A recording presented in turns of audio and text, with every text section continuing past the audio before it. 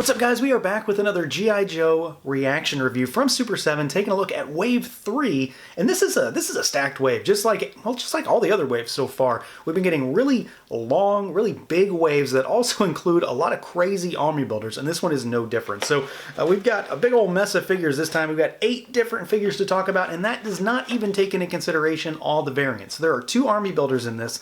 We've got the G.I. Joe Combat Engineer, the female soldier, and the Snakeling, and they get 9 different variations if memory serves. So there's a lot going on in this wave. So this kind of runs the gamut. We've got figures here across the board. So we've got the Combat Engineer, we've got the Snakeling, we've got a new version of Snake Eyes, we've got a new Cobra Commander, a new Baroness, we've got ROADBLOCK, we've got FIREFLY, and we've got FLINT. And of course, these all come on, our standard kind of card backs. So a big retro feel, both in the Kenner style and of course the G.I. Joe style. So you've got some artwork there on the front, you've got the figure there in the bubble, and then the back gives us bio cards, and you've got huge cross-sell across all the waves thus far. So let's do it. Let's pull them out and take a look.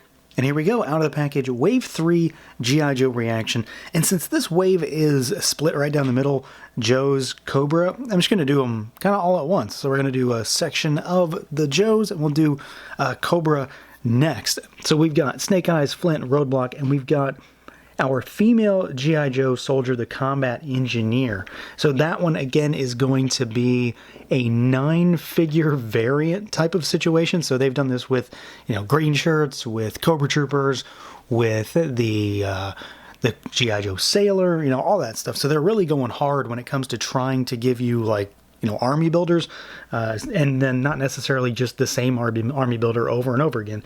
Actual minor differences in terms of deco. So I do kind of like that. So we'll start with her, and she's pretty cool. I mean, she is exactly what you think she is. She is a very basic figure, just, background kind of character. She comes with this massive rifle, though. I don't know that she holds it all that well. If there's one gripe I have about this figure, it's that I think she would have been better suited with a different kind of gun, but you can get it in there just fine.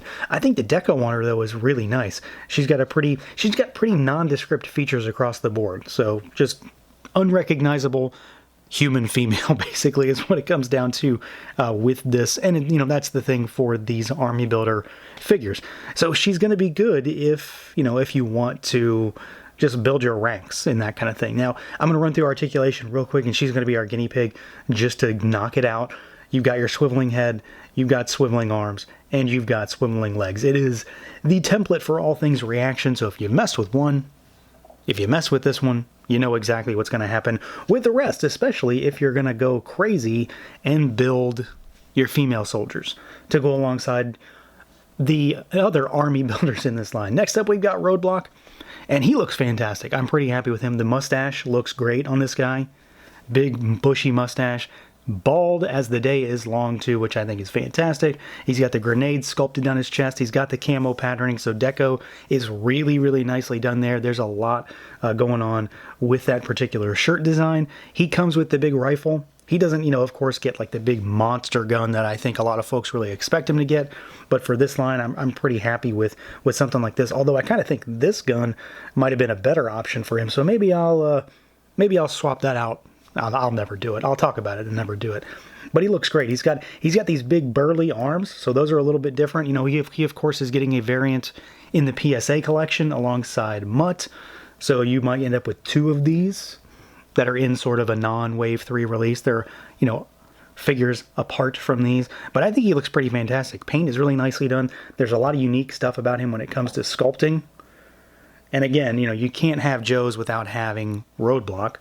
We've got Flint, and he, of course, also has a lot going on for him in the paint department. So you've got his beret with his, emblem up there. He's got a bit of a stern expression. He's got the bandoliers that run down his chest, which are fully painted and fully sculpted. So it's not just paint, similar to ROADBLOCK. So he's got all that sculpted detail there. And then you've got all this camo patterning on his pants, just like ROADBLOCK has camo patterning on his shirt. So there's a lot of paint hits there when it comes to both of those figures. He gets the same gun, so he gets that same sort of standard machine gun kind of weapon, which I think works fine for Flint, just as sort of a regular old generic kind of heavy gun. And then we get what is arguably probably going to be the, you know, the star of the wave. It's Snake Eyes. He's always popular no matter what. We get our dark blue Snake Eyes, and I'm really happy with this guy. And we've got a few of them now at this point. I'm not even sure how many there are. The black one, we got the light blue one. I think there's another one out there somewhere. And this one looks pretty cool. I'm happy with this coloring, happy with the sculpt, happy with all of the little paint hits, because he's got a bunch. All of the bits and bobs all over his belt. All of the grenades are independently painted, pouches all over him. Gotta have pouches. He's got a holstered sidearm. He comes with this very, very Sunbow looking gun. So very futuristic, lasery kind of gun. He does have the sword back here. It is not removable. Like, it's very much in there. I've tried and tried and tried just to see if maybe it'll come out and I can see what's in there without, you know, trying to take the figure apart. But that is stuck in there. But he does look cool with it, and honestly, for this particular version, I probably would just keep the gun anyway, although I would have loved to have been able to just take the sword out just to do it. And then he does have, you know, his telltale visor up there with a decent bit of paint on that also. Kind of like a shaded type of paint job. It kind of fades in and out. So I do really like that.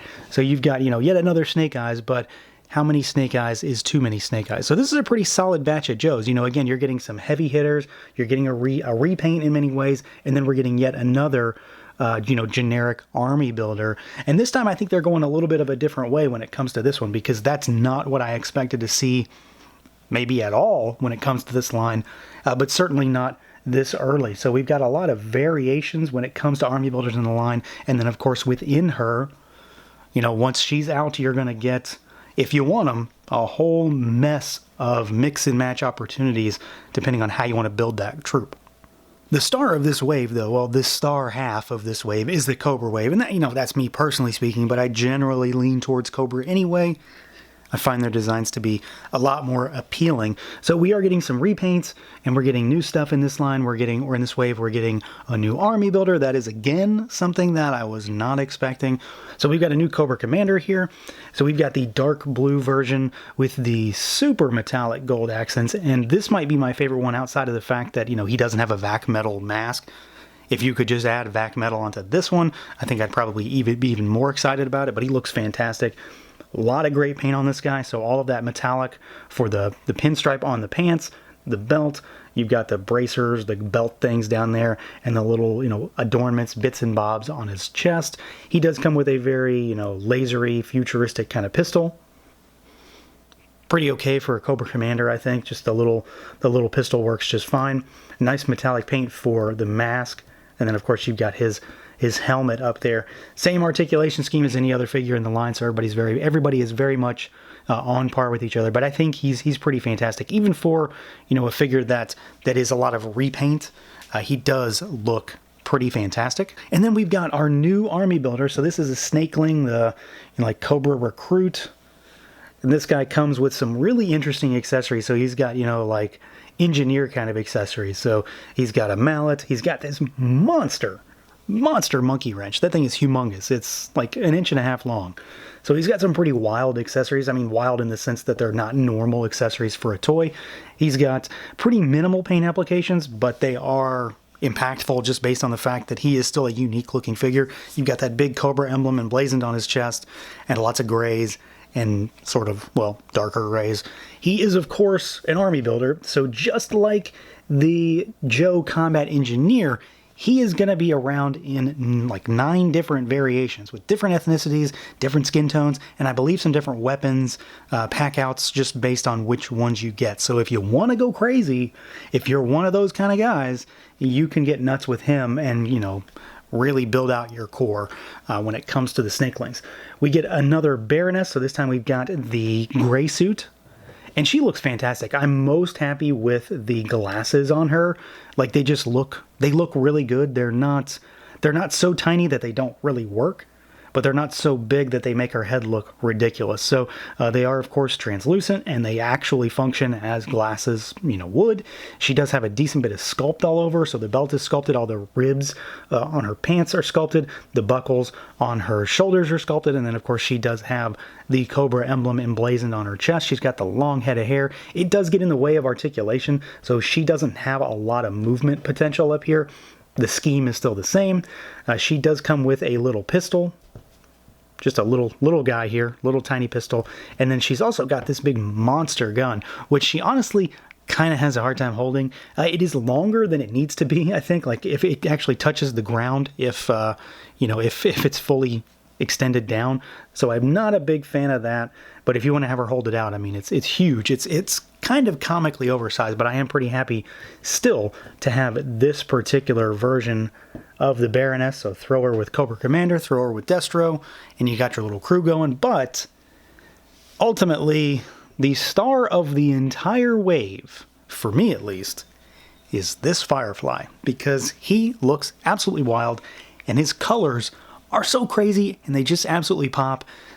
They definitely pop against an orange background because, of course, blue and orange kind of have that complementary thing going. But this guy looks wild, and there's a ton of deco hits all over him. So there's a lot of paint, a lot of little detail when it comes to making that camo. You still got your Cobra emblem on the shoulder. You've got a little submachine gun over here. I do think that the arm on the back is probably a little bit of a hindrance. It kind of has to flex in once he's kind of got it there, so it's probably going to warp over time, I bet. But he looks really good holding it. So you've got the gray sculpted harnesses with a little bit of paint on that. Nice little furrowed brow. What little bit of that face you can see through there. So he's definitely my favorite just because he is so wild looking. Like there's a lot of just flashy kind of flamboyant colors going on with him in particular, and then he just looks a lot more fun in comparison to some of the other figures in this wave. So yeah, overall very happy with this wave. Again, Super 7 is going pretty wild when it comes to these big waves. And it's really just a very Joe specific thing. They're all really big waves. 8 figures here, 2 of the figures have 9 different variants, so in reality the line is actually much bigger than it seems. I'm really happy with the character selection here. We're getting into some repaint territory, but I don't think that's too bad because of course a lot of these characters do have very meaningful color variations and costume changes, and it's always nice to get more Snake Eyes or more Cobra Commanders. I'm not really going to be upset about that. And then we get some cool new stuff like this Firefly. We get these weird army builders that, again, I didn't really expect to see. I never expected to see a Snakeling or anything like that, certainly not this soon. But it's really cool, and it's definitely going to be able to flesh out your ranks if you are one of those folks that truly gets nuts when it comes to army building. So that's going to do it for this look at the Super 7 Reaction G.I. Joe Wave 3. Let me know what you guys think. Feel free to like, comment, subscribe, and share, and until next time.